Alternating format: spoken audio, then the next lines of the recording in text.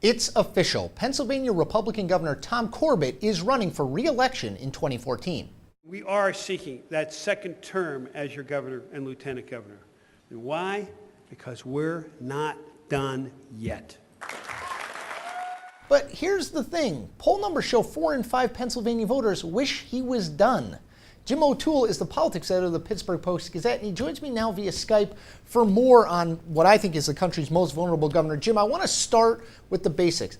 How did we get here with Tom Corbett? Elected in 2010, his numbers have just gone down, down, down. What explains it?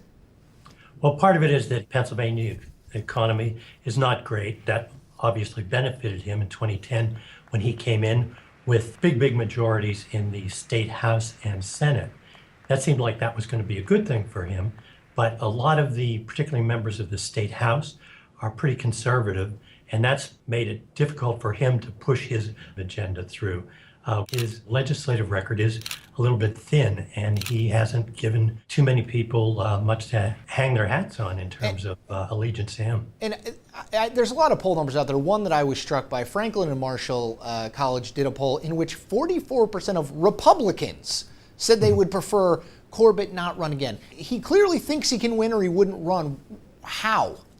He needs to rely on outside forces turning around to work in his favor. Just as there was a big turnaround from 2010 to now. One thing he has going for him is a surprisingly disciplined state Republican Party. While it's easy to find people who will grumble about him, there are not any, as you might expect, Republicans lined up to run against him in the primary. That's what I was going to ask you, Jim, just to finish up on, because given Corbett's vulnerability in a primary, likely that he gets a real primary challenge or not?